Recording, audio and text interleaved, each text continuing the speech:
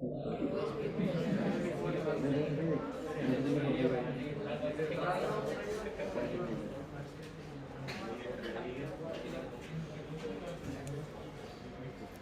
है, तो आज मैं भूल गया था, पहले स्टार्ट करके बाद में कनेक्ट करता हूँ। ठीक है, तो लास्ट क्लास में बताते रहना जिसको समझ में नहीं है। तो अभी तक हमने 3 चीज़ें डिस्कस की है बोर मॉडल के अंदर। रेडियस कैसे कैलकुलेट करते हैं, वेलोसिटी कैसे करते हैं, टाइम पीरियड और फ्रीक्वेंसी, अगर रेडियस और वेलोसिटी पता है तो आप फाइंड कर सकते हो। उसके अलावा एनर्जी, तो आपको अगर डायरेक्ट फॉर्मूले पता है तो भी आप क्वेश्चन सोल्व कर सकते हो। डेरिवेशन ओनली समझने के लिए था कैसे करते हैं। तो एनर्जी का फॉर्मूला इंपॉर्टेंट है क्योंकि मैक्सिमम क्वेश्चन एनर्जी से बनेंगे। तो एनर्जी के लिए हमने क्या फॉर्मूला लिखा है, equal to E not minus of E not Z square by N square. E not का वैल्यू अगर कुछ नहीं दिया तो 13.6 रखेंगे। अगर एग्जाम में मेंशन है तो जो वैल्यू मेंशन है वही आपको लेना है। ठीक है, तो बाकी हमने देखा था यहाँ पे जो हमारा टोटल एनर्जी है ये काइनेटिक एनर्जी का जस्ट नेगेटिव साइन है और पोटेंशियल एनर्जी का हाफ वैल्यू है। तो हमने क्वेश्चन किया था कि यहाँ पे थर्ड एनर्जी।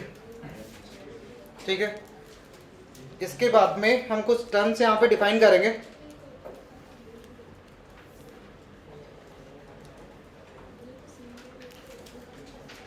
फर्स्ट टर्म है ग्राउंड स्टेट।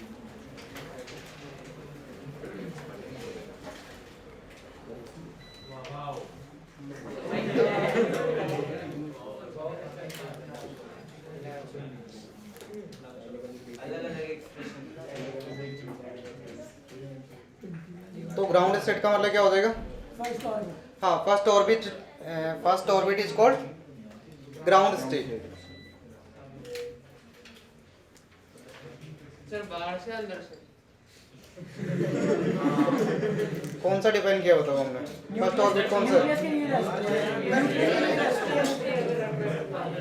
देखो लास्ट क्लास में स्टेप से हमने लिखा था, पहला कौन सा था, ये वाला था। तो के का मतलब के हमारा ग्राउंड स्टेट है। फर्स्ट ऑर्बिट और shell is called ground state.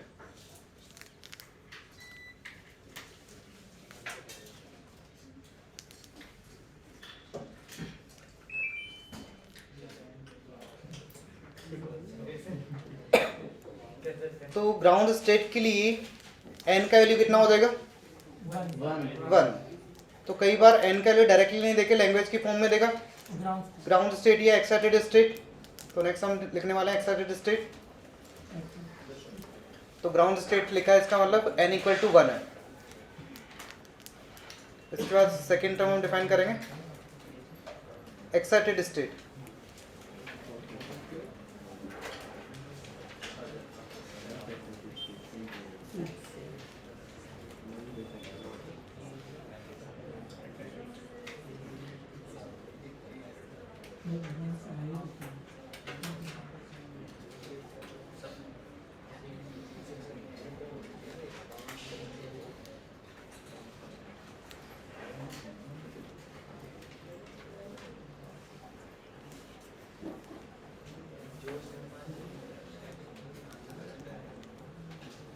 ठीक है, इसमें लिखना आपको all the energy state, all the energy state other than ground,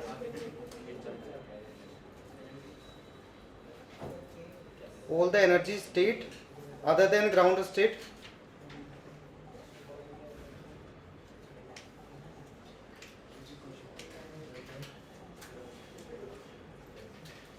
all the energy state other than ground state is called excited state.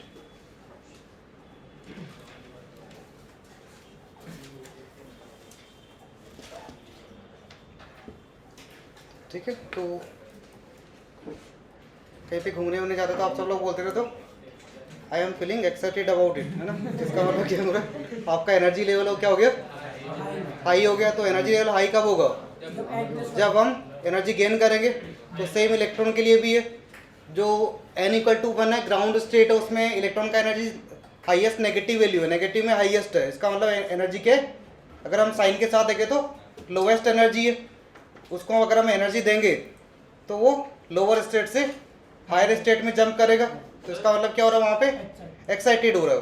Sir जो electron है वो काफी तेज स्पीड वेलोसिटी से रोटेट करता है, रिवॉल्व करता हाँ। रहता है, इतनी तेज होती है, तो फिर सर उसको पर्टिकुलर जब हम रे या किसी मेथड से एनर्जी दे रहे होंगे तो वो फिर कैसे देंगे, क्योंकि वो तो स्टेबल नहीं है ना एक जगह पर, तो रिवॉल्व करेगा कंटीन्यूअसली। सनलाइट आ रही है ना, तो फोटोन आ रहा है, उसका लेमडा कितना बहुत स्मॉल है, तो अगर हम 1 सेंटीमीटर वाले एरिया में अगर स्टडी करेंगे सनलाइट को, वहाँ पे क्या होगा, मिलियंस ऑफ फोटोन्स आ रहे होंगे, तो कोई ना कोई फोटोन ऐसा होगा जो उससे स्ट्राइक कर जाएगा, है ना। जैसे आप बाहर जा रहे हो, साइकिल चला के जा रहे हो, बारिश हो गई तो भीगोगे नहीं भीगोगे, है ना, तो ऐसे बोलेंगे, तो क्योंकि बारिश में क्या हो रहा है, बहुत सारी वाटर ड्रॉपलेट आ रही है ना, तो कुछ ना कुछ वाटर ड्रॉपलेट ऐसी होगी जो आपसे स्ट्राइक होगी, उससे कि क्या आपका कहने का मतलब तो यही था, जैसे हम इलेक्ट्रॉन हो गए, वो फोटोन हो गए, बारिश हो गई, हाँ तो सर फिर वो फोटोन इलेक्ट्रॉन से भी स्मॉल होते हैं। हाँ, फोटोन का मतलब वही होगा, वो लेमडा डिपेंड करेगा ना कौन से लेमडा की आ रही है, अगर बहुत ज़्यादा लेमडा की होगी तो अगर उसको कोई मतलब नहीं उतनी एनर्जी तो एब्जॉर्ब नहीं करेगा, ठीक है। सर तो अगर ये बोले कि सेकंड एक्साइटेड स्टेट तो थर्ड शेल होगी। हाँ, ये हम बात करने वाले थे। एक्साइटेड स्टेट का मतलब क्या है, हायर एनर्जी स्टेट। जो ग्राउंड स्टेट है उसका मतलब वो एक्साइटेड स्टेट नहीं है, तो एक्साइटेड स्टेट कहाँ से स्टार्ट होगा, सेकंड से होगा, तो फर्स्ट एक्साइटेड स्टेट का मतलब क्या हो जाएगा, n इक्वल टू, हाँ सेल और ऑर्बिट का मतलब सेम है ना। आगे क्वांटम मैकेनिकल मॉडल पढ़ने वाले से नेक्स्ट वाला पार्ट हमारा क्वांटम मैकेनिकल मॉडल होगा, वहाँ पे ऑर्बिट को हम सेल बोलेंगे ना। तो फर्स्ट स्टेट और सेल का मतलब सेम होता है, तो फर्स्ट एक्साइटेड स्टेट का मतलब सेकंड स्टेट, ऐसे सेकंड एक्साइटेड स्टेट मतलब थर्ड ऑर्बिट, ऑर्बिट का मतलब थर्ड हो जाएगा, वहाँ पे n इक्वल टू 3 हो जाएगा, तो nth एक्साइटेड स्टेट होगा, तो वहाँ पे n का वैल्यू क्या हो जाएगा, है ना, n+1 हो जाएगा, n dash equal to n+1।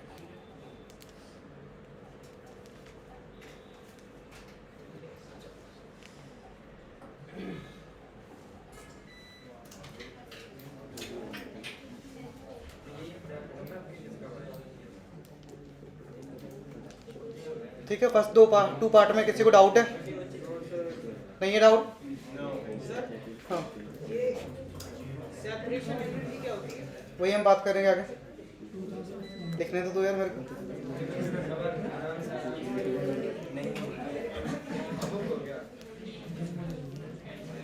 Second terms में डाउट है किसी को, है ना, तो जो मैक्सिमम क्वेश्चन मिलेंगे आपको वो इसी टर्म से मिलेंगे। Electron is excited into the nth excited state या थर्ड या फोर्थ एक्साइटेड स्टेट, है ना, तो डायरेक्टली जल्दी क्वेश्चन सोल्व करने के चक्कर में n इक्वल टू 4 ले लेते हैं, है ना, तो इसी टाइप के क्वेश्चन मिलते हैं वहाँ पे, क्योंकि क्वेश्चन तो सिंपल है, सारे कॉन्सेप्ट वगैरह सिंपल है। ERG यूनिट कौन सी होती है? ERG ERG यूनिट होगा कुछ तो यार, अर्ग होता है, ERG का मतलब अर्ग होता होगा, है ना, 1 जूल इक्वल टू 10⁻⁷ -7 अर्ग, है ना, 10 की पावर -7 अर्ग। तो ये क्वेश्चन मेंशन होता है जो कहीं भी चाहता है, तो ये तो आप फिजिक्स वाले सर पढ़ा दिए होंगे आपको, फिजिक्स में आना चाहिए ना, यूनिट एंड डायमेंशन में। ठीक है, आप लोग पढ़ लेना। थर्ड टर्म हम बात करेंगे आयनाइजेशन,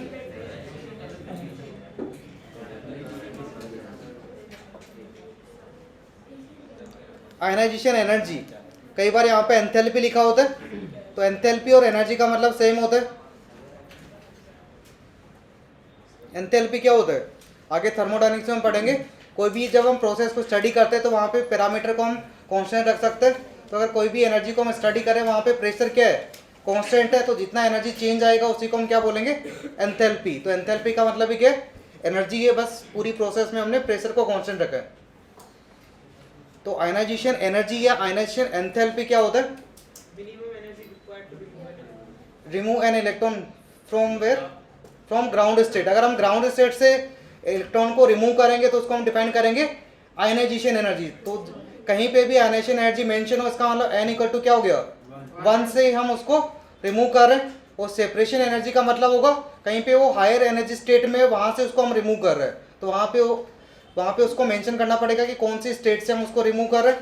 अगर उसने आयनाइजेशन एनर्जी बोला है तो उसको वहाँ पे मेंशन नहीं करेगा कि कौन सी स्टेट से हम उसको रिमूव करें, क्योंकि हमेशा फर्स्ट स्टेट होगा, ग्राउंड स्टेट होगा, n = 1 से हम सर आयन रिमूव करेंगे। तो इलेक्ट्रॉन को पूरा एटम से हटाना पड़ेगा ना। हाँ, एटम को एटम से रिमूव करना पड़ेगा। अब उसको 1 से हटा देंगे तो 2 में चला जाएगा। नहीं, 2 में नहीं निकालना, हमें डायरेक्टली 1 से इन्फिनिट में भेजना है। अच्छा, तो रिमूव करने का मतलब क्या होगा? वन और फर्स्ट ऑर्बिट में वो खींच देनी है उसको। हाँ, अब हमें 1 से इलेक्ट्रॉन को कहाँ भेजना है? इन्फिनिट में भेजना है। ठीक है, तो लिखो आयनाइजेशन एनर्जी का मतलब क्या होता है? The minimum energy required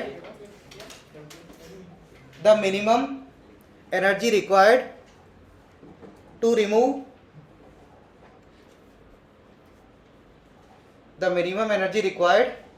remove electron from ground state.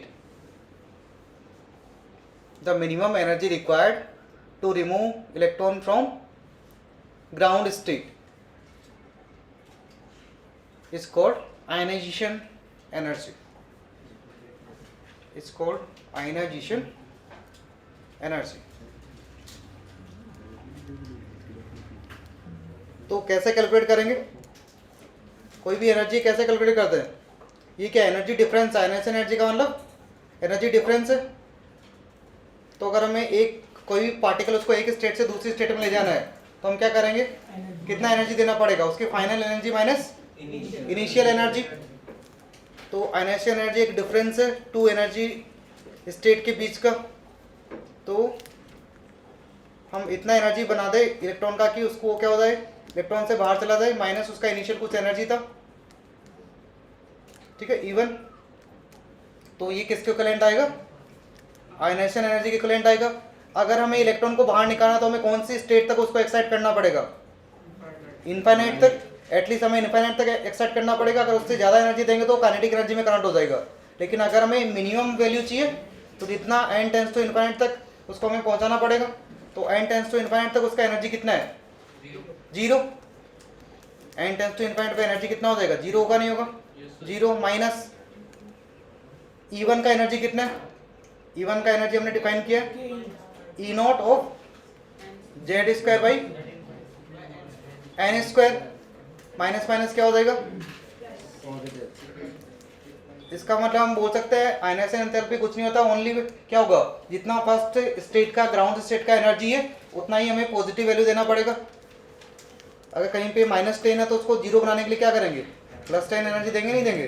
तो जितना ग्राउंड स्टेट का एनर्जी है उसी की वही क्या हो जाएगा? आयनाइजेशन एनर्जी हो जाएगा। बस हमें क्या करना है? उसका नेगेटिव वैल्यू लेना है। तो आयनाइजेशन एनर्जी हो जाएगा E0 Z² / n²। हमें इनफाइनाइट पे लेके जाना ना। कोई सिस्टम है, एक बाइंडिंग सिस्टम मैंने लास्ट क्लास में देखा था, बाइंडिंग सिस्टम या कंस्टेंट मोशन हो रहा है वहाँ पे, तो उसका एनर्जी नेगेटिव है, उसको हमें ब्रेक करना है। तो कम से कम उसका एनर्जी 0 करना पड़ेगा। 0 एनर्जी करते सिस्टम हमारा ब्रेक हो जाएगा।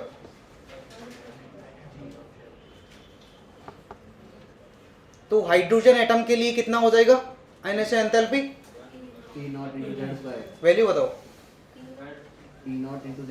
अरे वैल्यू बताओ। 13.6 इलेक्ट्रॉन वोल्ट ना। और हीलियम के लिए 27. तो यहाँ से हम बोल सकते हैं अगर हम एटॉमिक नंबर इंक्रीज करेंगे तो आयनाइजेशन एनर्जी क्या होगा? इंक्रीज करेगा। करेगा, नहीं करेगा? तो ये वाला पॉइंट याद रखना। एक पॉइंट आपने सीख लिया पीरियोडिक टेबल के लिए, वहाँ भी हम पढ़ने वाले हैं आयनाइजेशन एनर्जी। तो वहाँ पे हम ये पॉइंट लिखेंगे, on increasing atomic number ionisation energy will increase.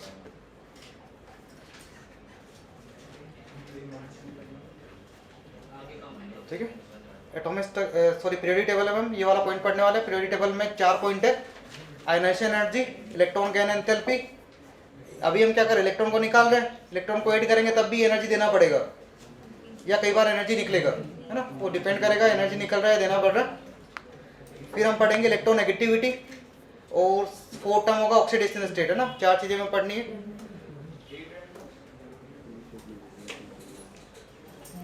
इस हाँ, इसकी हम बात करेंगे नेक्स्ट। हमारा 4 पॉइंट सेपरेशन एनर्जी है। थोड़ा सा इंतजार वो करो। ठीक है, सबने फाइंड कर लोगे आयनेशन एनर्जी क्या होगा किसी भी एटम का। ठीक है, तो 4 टर्म हम डिफाइन करते हैं यहाँ पे। सेपरेशन एनर्जी,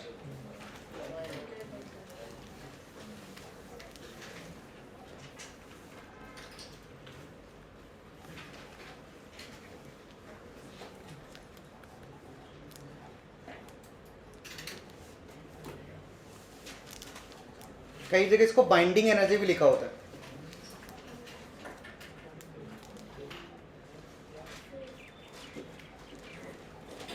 ठीक है, तो सेपरेशन एनर्जी और बाइंडिंग एनर्जी का मतलब सेम होगा।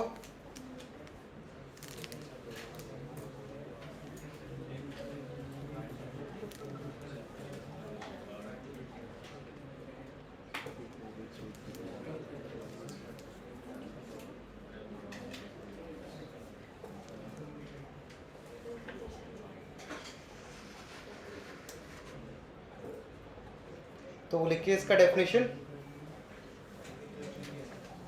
The minimum energy required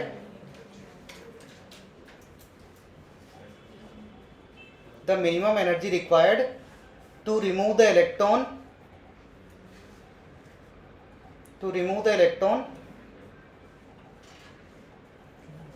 electron from any excited state,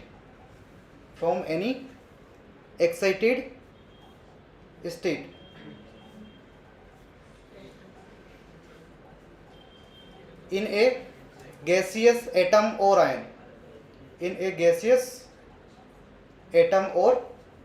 ion, excited state in, उसका लिखना है इन ए गैसियस एटम और आयन। तो आपके 3 वैसे 5 फिजिकल स्टेट होती है, लेकिन मेनली 3 आपके सिलेबस में है, सॉलिड, लिक्विड, गैस। तो जो आयनेशन एनर्जी होगा उसमें हमें इलेक्ट्रॉन को रिमूव करना है, लेकिन अगर सॉलिड स्टेट से आप इलेक्ट्रॉन को रिमूव कर रहे हो तो वो आयनाइजेशन एनर्जी डिफाइन नहीं होगा। सबसे पहले जो भी एटम और आयन है उसको आपको गैसियस स्टेट में लेके जाना है, वहां से उसमें से क्या करना है, इलेक्ट्रॉन रिमूव करना है, तब जाके जितना एनर्जी का रिक्वायरमेंट होगा उसको हम क्या डिफाइन करेंगे, सेपरेशन एनर्जी या आयनाइजेशन एनर्जी में भी हम पॉइंट भूल गए थे, सेम पॉइंट आएगा। तो जैसे सोडियम एटम है, सोडियम से सोडियम प्लस बनाना है, Na से हमें Na प्लस बनाना है। तो अगर कहीं पे ऐसे लिखा हुआ है Na प्लस सॉलिड है, इससे आपने क्या बना दिया, Na प्लस सॉलिड बना दिया, तो ये आयनाइजेशन एनर्जी नहीं है, क्योंकि यहाँ पे जो आपने जो चेंज किया, इलेक्ट्रॉन रिमूव किए, ये सॉलिड स्टेट में किया है। अगर ये चेंज कहाँ होता, गैसियस स्टेट में होता, तब हम इसको डिफाइन करते आयनाइजेशन एनर्जी, है ना। सर ये भी थोड़ी ऐसी थोड़ी होगी, अगर उसमें भी तो कुछ एनर्जी दी होगी ना। हाँ, कुछ एनर्जी दी होगी, लेकिन वो आयनाइजेशन एनर्जी डिफाइन नहीं होगा, उसका नाम कुछ और होगा ना, कुछ और वैल्यू हम डिफाइन करेंगे। ठीक है, तो अभी इसकी टेंशन नहीं है कौन सी स्टेट में करना है, ये सब हम पीरियोडिक टेबल में पढ़ेंगे।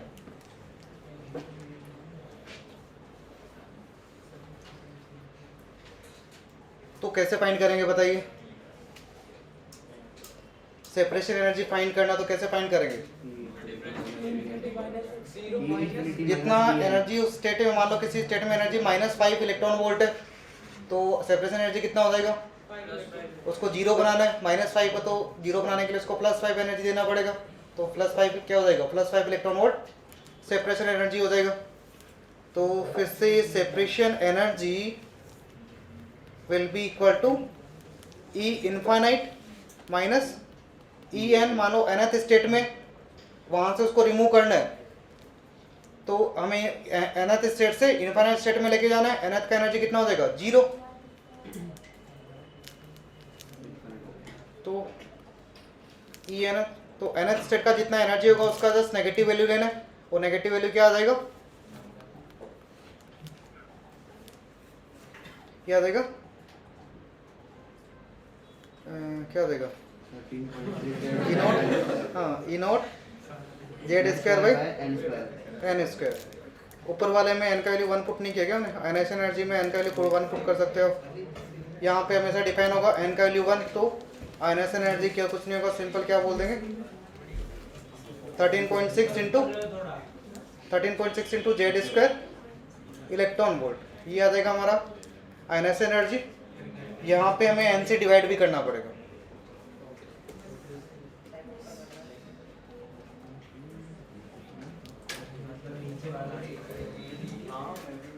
सर वो ऊपर ये आयनाइजेशन एनर्जी और ये वाला जो है सेपरेशन एनर्जी दोनों में सेम फॉर्मूला है। फॉर्मूला सेम ही है, बस डिफाइन करें, लाइक बात अलग अलग है।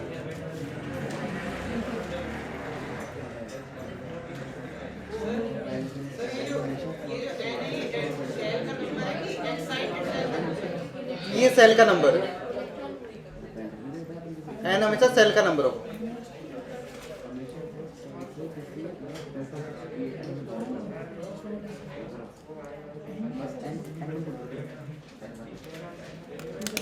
ठीक है, तो आगे क्वेश्चन लिखिए पहले, बाद में लिखते हैं आगे definitions.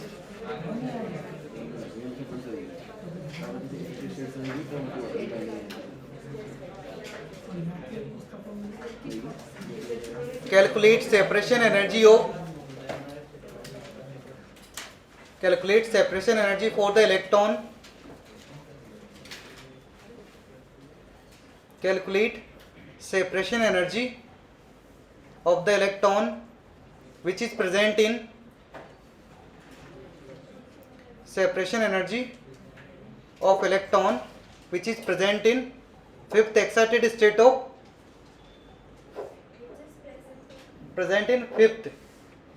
fifth excited state of lithium 2 plus ion. Fifth excited state of lithium 2 plus ion.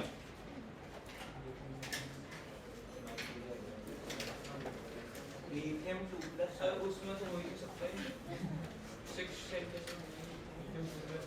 किसी भी एटम में हमेशा 1 से लेके इन्फिनिट तक एग्जिस्ट करती है। सेल कितना होगा? सभी एटम्स में 1 से लेके इन्फिनिट तक एग्जिस्ट करेगा। कुछ सेल में इलेक्ट्रॉन होगा, कुछ में नहीं होगा।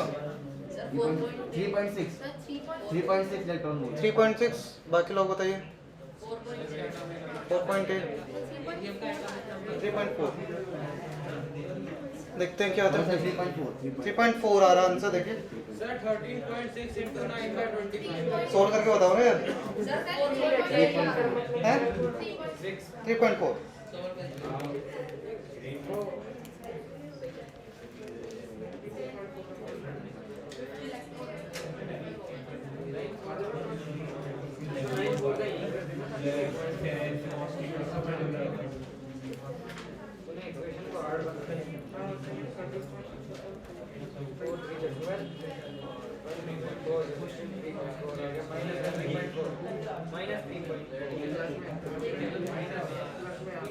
ऊपर का क्या होगा?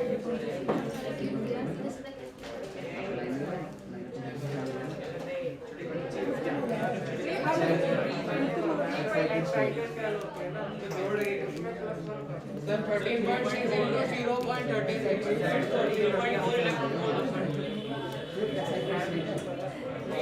ऐसा आएगा नहीं आएगा? फिफ्थ एक्साइटेड स्टेट है तो n इक्वल टू 6 आ जाएगा। एक्साइटेड स्टेट सेकंड से स्टार्ट होता है ना? तो हमेशा एक्साइटेड स्टेट की टर्म्स में ही आपको क्वेश्चन मिलेगा मैक्सिमम टाइम, क्योंकि आप गलती करोगे जल्दीबाजी में सोल्व करने में। डिवाइड बाई n स्क्वायर क्या हो जाएगा? 6 स्क्वायर, तो कितना आ जाएगा? 13.6 इंटू 9/36 1/4। 13 को 1/4 से डिवाइड कर दे तो आता है 3.4 इलेक्ट्रॉन वोल्ट। लेकिन वो तो फिफ्थ एक्साइटेड स्टेट में रखा है ना? है? फिफ्थ एक्साइटेड स्टेट में रखा है ना? हाँ तो 60 दिया वो n + 1 तो n टर्म के लोग हैं। n प्लस, हाँ तो nth का nth टर्म कौन सी है? फिफ्थ है ना? फिफ्थ एक्साइटेड स्टेट का मतलब क्या होगा? उससे एक ज्यादा एक्साइटेड स्टेट दे तो इसका मतलब n का वैल्यू एक ज्यादा होगा हमेशा, है ना? हम 1 ऐड करना है। इसमें डाउट है किसी को?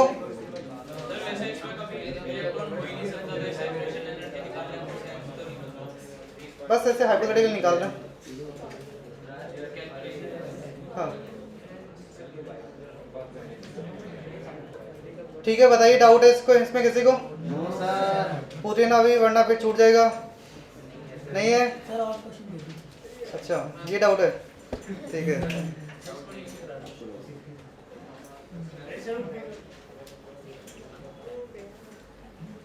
तो लिखो।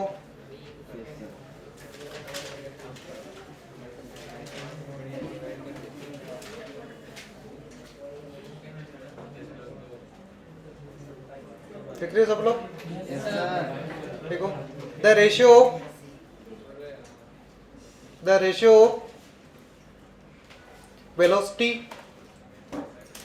Velocities in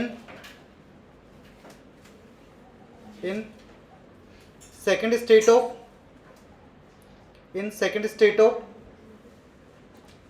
He plus ion, in second state of He plus ion and second state of He plus ion, second state of He plus ion and third excited state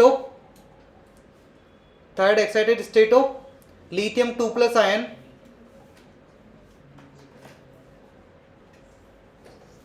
नहीं ये तो क्वेश्चन नहीं हुआ ना, ये तो क्वेश्चन नहीं हुआ यार, रुको एक बार। 4:3. 4:3. हाँ रेशियो फाइंड करना आपको। 4:3. हो गया 4:3. 4:3।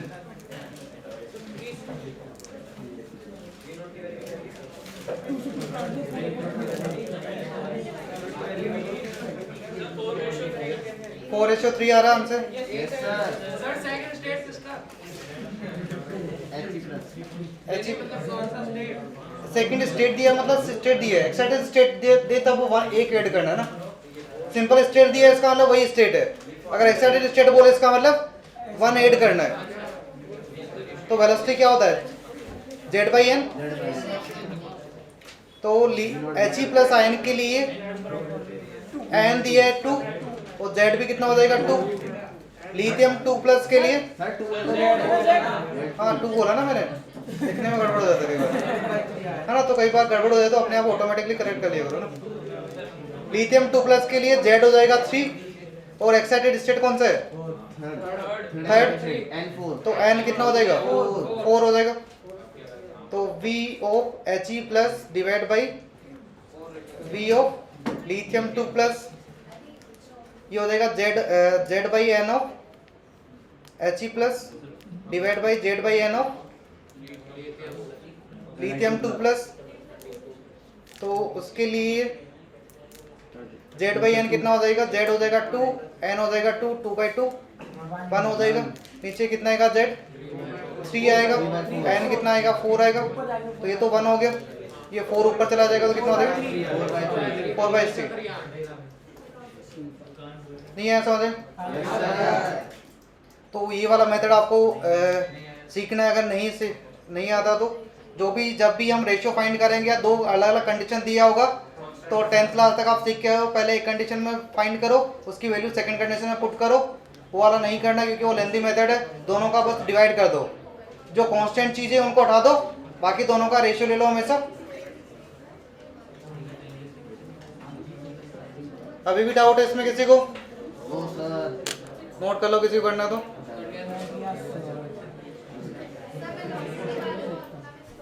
हैं?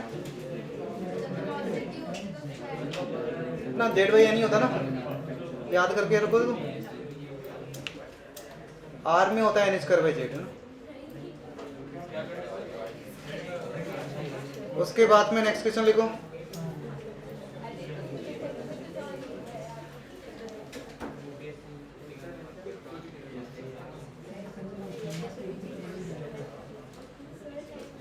हाँ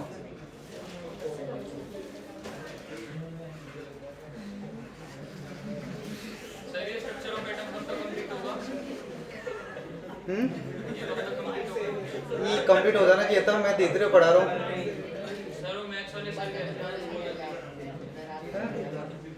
मैं जल्दी नहीं करा सकता क्योंकि बाकी लोगों को समझ में नहीं आएगा, फिर उठ जाएगा।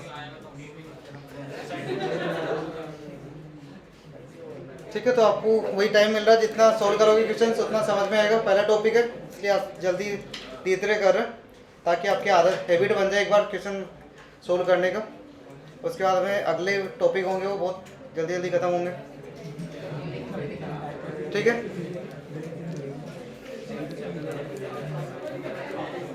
नेक्स्ट हम बात करेंगे एक्साइटेशन एनर्जी। क्वेश्चन लिखने वाले थे क्या? तो लिखो the ratio of velocities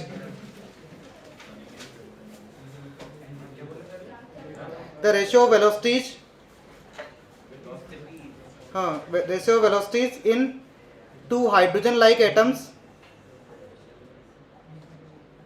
into hydrogen like atom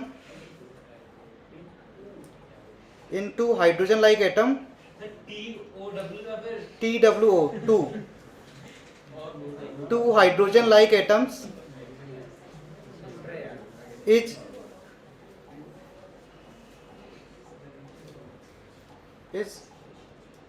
4/5. Then calculate the ratio of energy. Then calculate the ratio of energy in these atom. Then they calculate the ratio of energy in this atom. In nth 25/6. state. In nth state. nth का मतलब सब जो value है वो same लेना. 25/16. 25/16. ठीक है.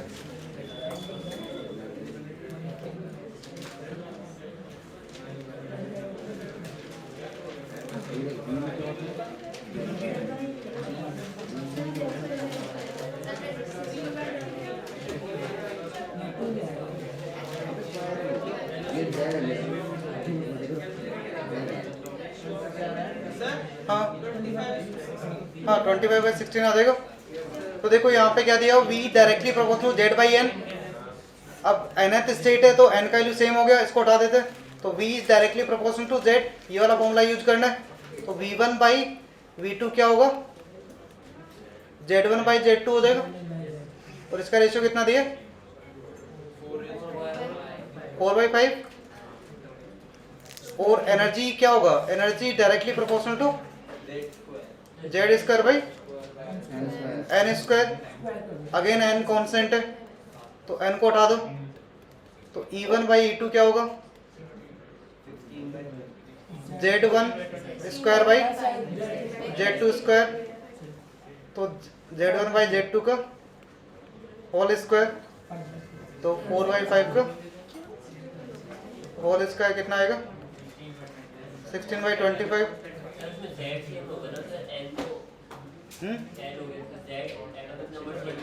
मैंने 2 एटम बोला ना.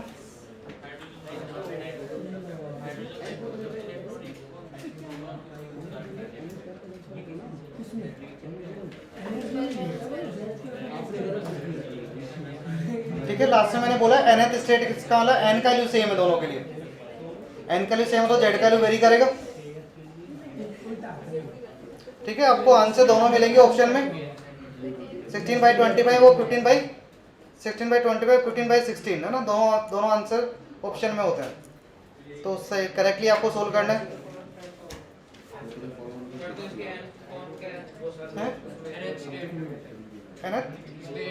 nth स्टेट दोनों में n का वैल्यू सेम है ना.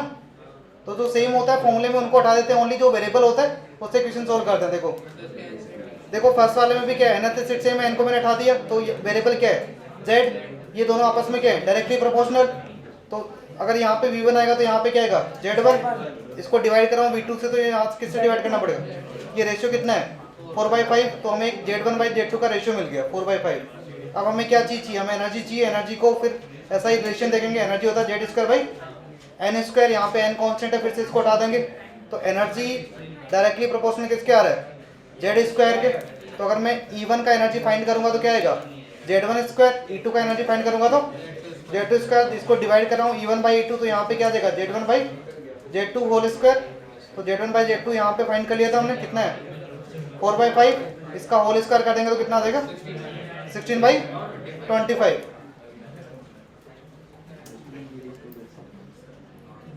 डाउट है किसी को इसमें, नहीं है. तो सर यही है इसका आंसर. हाँ बस इतना ही आएगा, 16/25. नेक्स्ट टर्म है एक्साइटेशन एनर्जी.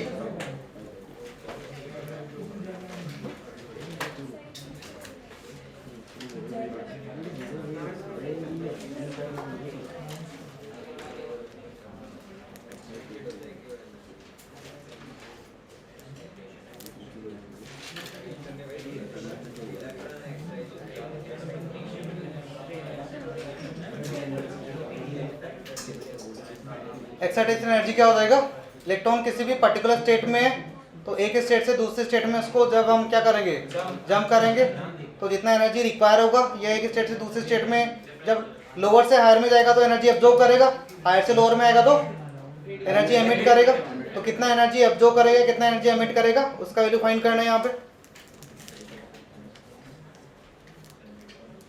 तो कैसे फाइंड करेंगे बताओ। एक्साइटेशन एनर्जी क्या है, दो एनर्जी उनका डिफरेंस है, तो ऐसे करते हैं E2 माइनस E1।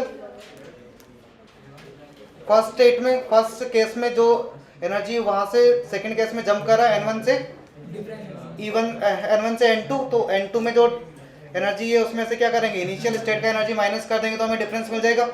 अगर ये डिफरेंस पॉजिटिव है, जो वैल्यू है ये प्लस माइनस आएगा। अगर ये डिफरेंस क्या आ रहा है, पॉजिटिव आ रहा है, इसका मतलब क्या हो रहा है, एनर्जी एब्जॉर्ब हो रहा है या एमिट हो रहा है। तो उस आगे हम डिफाइन करेंगे केमिस्ट्री के अंदर, कहीं पे भी सिस्टम में कोई भी एनर्जी पॉजिटिव आती है इसका मतलब वो एब्जॉर्ब हो रही है, कोई भी एनर्जी नेगेटिव आती है इसका मतलब एमिट हो रही है। तो अगर ये एक्साइटेशन एनर्जी पॉजिटिव आएगी इसका मतलब क्या हो रही है, एब्जॉर्ब। सर ये हमेशा कॉन्सेक्यूटिव, अगर नेगेटिव आएगी तो एमिट हो गया। ये कॉन्सेक्यूटिव शेल्स के लिए किसी भी N1 से N2 कहीं पे भी हो सकता है। तो इसको फाइंड कैसे करेंगे, ये तो हमने यहाँ पे बस सिंपल लिखा है, फॉर्मूला कैसे बनाएंगे इसका। तो कितना आ जाएगा, तो एक्साइटेशन एनर्जी है तो इसका आ जाएगा E0 Z square by N2 square minus minus भी आएगा साथ में, क्योंकि एनर्जी नेगेटिव आ रहा है ना तो माइनस साइन लेना पड़ेगा। Minus of minus E0 Z square by N1 square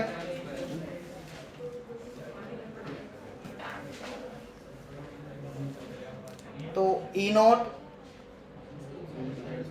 by Z square common ले लेते हैं तो क्या आ जाएगा 1 by N1 square minus 1 by N2 square.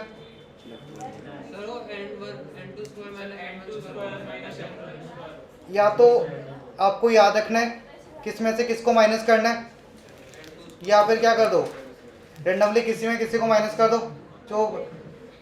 जो वैल्यू क्या आ रही है देखो, किसी को किसी में माइनस करेंगे तो या तो वैल्यू पॉजिटिव आएगी नेगेटिव आएगी, तो मैग्नीट्यूड तो सेम ही रहेगा, ओनली डायरेक्शन चेंज होगा। तो हम डायरेक्शन तो वैसे भी डिफाइन कर सकते हैं। अगर आपको याद है कि ऊपर से हायर से लोअर में जंप करेगा तो क्या आना चाहिए, नेगेटिव आना चाहिए, और आपने आपके यहाँ पे क्या आ रहा है पॉजिटिव आ रहा है, इसका मतलब आपने N1 की जगह N2 ले लिया, N2 की जगह N1 ले लिया, तो उसको नेगेटिव रखना है। पहले ओनली मैग्नीट्यूड फाइंड कर लो किसी भी चीज़ का, फिर अगर आंसर में डायरेक्शन पूछा नेगेटिव या पॉजिटिव, वो तो उसकी जिस डायरेक्शन में वो जंप करा वहाँ से डिफाइन कर सकते हो। अगर हायर से लोअर में जाएगा तो एनर्जी एमिट करेगा, लोअर से हायर में जाएगा तो एनर्जी एब्जॉर्ब करेगा तो पॉजिटिव आनी चाहिए। अगर आपका नेगेटिव आया इसका मतलब आपने N1 N2 को चेंज कर दिए। तो ओनली आपको इस फॉर्मूले से ओनली आपको मैग्नीट्यूड फाइंड करना है और साइन आपको खुद पुट करना है। बताइए इसमें डाउट है किसी को, नहीं है तो लिखो question.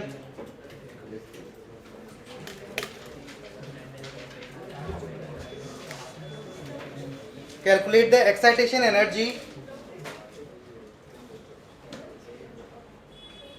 calculate the excitation energy in helium plus ion.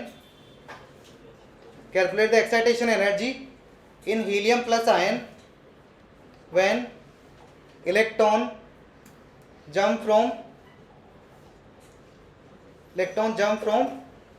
fifth excited state to ground state.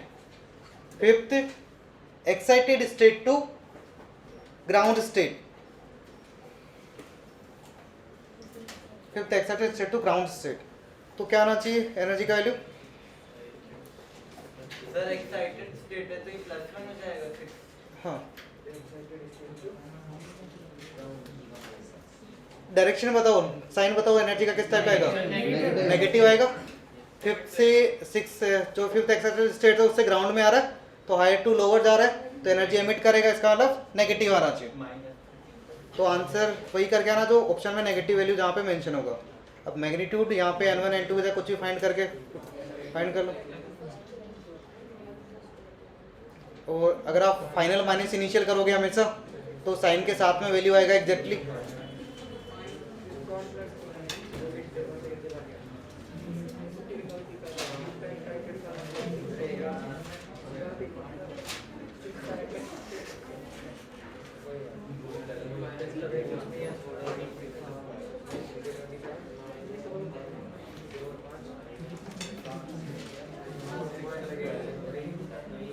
Minus 5.5 minus 5.5 याद नहीं है मेरे को, देखते हैं।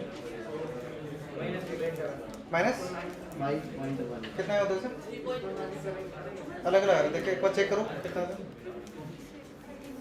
13.6 into 4 minus 15 into अरे minus 15 by ये तो खैर आंसर बताओ ना सोल्व करके। कैलकुलेशन करना सीखो।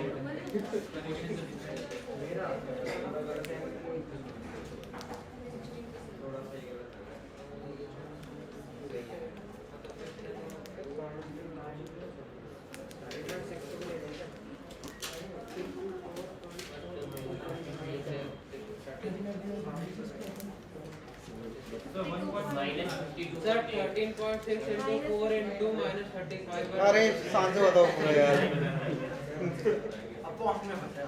minus 52.8 52.8 कितना ज़्यादा अलग है? 52.8 आ रहा है।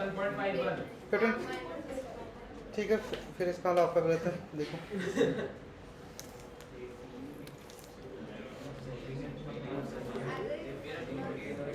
ई नोट है 13.6, जेड स्क्वायर कितना हो जाएगा? 4 हो जाएगा। 2 का स्क्वायर 4, सर आंसर क्या आ रहा है? 1/36 माइनस 1/1 आएगा नहीं आएगा? 1/36 डिवाइड बाई 1/1। इसको सोल्व करेंगे तो कितना आ जाएगा? माइनस का 35 डिवाइड बाई 36 आएगा। 13.6 इंटू 4 इंटू माइनस 35/36। तो इसको सोल्व कर लो, कितना आता है? ये 9 टाइम्स आएगा। So 52.5 आएगा। तो माइनस 52.5 5 आ रहा है। 5 सेकंड आएगा। ठीक है, मैं कैलकुलेट करके बता देता हूँ कितना आता है। सर हाँ 5 से 6 के 9 के बीच में आएगा। 13.6 इंटू 35 डिवाइड बाई 9। हाँ 52.8 हाँ, सर 5 आएगा।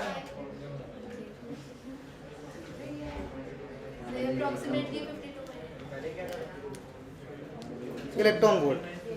यहाँ पे नेगेटिव साइन है, ये ओनली डायरेक्शन को रिप्रेजेंट कर रहा है। नेगेटिव साइन इसका मतलब एनर्जी एमिट हो रही है। तो ये आ गया एक वैल्यू।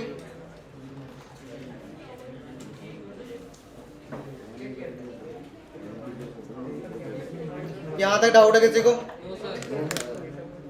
कोई नहीं है? No sir. सबको तो नहीं है समझ में? किस किस को नहीं है यहाँ?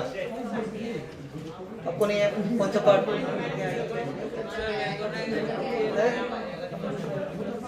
कौन सा पार्ट नहीं है समझो तो? है?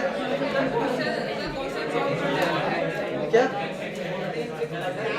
अरे बाकी लोगों को बात नहीं करना। हाँ। कौन सा पार्ट नहीं है बताओ?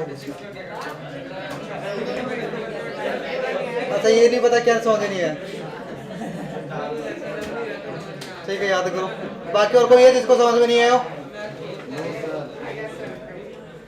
आ गया? तो आपके लिए होमवर्क है यहाँ पे। ये जो एनर्जी है जो एमिट हो रही है, इसका लैम्डा आपको फाइंड करना है। तो यहाँ से जो फॉर्मूला है इसको 1/λ की फॉर्म्स में फॉर्मूला आपको निकाल के लाना है। ये जो एनर्जी है ना, हमने फॉर्मूला लिखा है ये वाला फॉर्मूला, इस वाले फॉर्मूले को क्या किस में कन्वर्ट करना है, 1 बाई लेमडा इक्वल टू कुछ फॉर्मूला आएगा उसमें कन्वर्ट करके लाना है। अगर इतना एनर्जी एमिट हो रहा है तो अगर वो पूछे कि कितने एनर्जी का कितने लेमडा का फोटोन एमिट होगा, तो जो फोटोन एमिट हो रहा है उसका लेमडा कितना होगा, वेवलेंथ कितना होगा, वो अगर हमें फाइंड करना हो, हाँ सोल्व करके लाना है। जो कांस्टेंट है तो यहाँ पे ई नॉट और एच और सी कांस्टेंट होगा, उसका वैल्यू फाइंड करके लाना है कितना आएगा।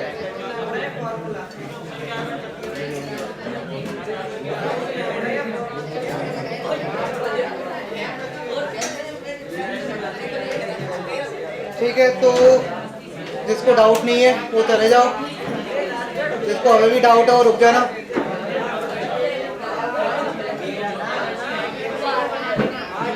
हाँ जिसको डाउट नहीं है वो चले जाओ।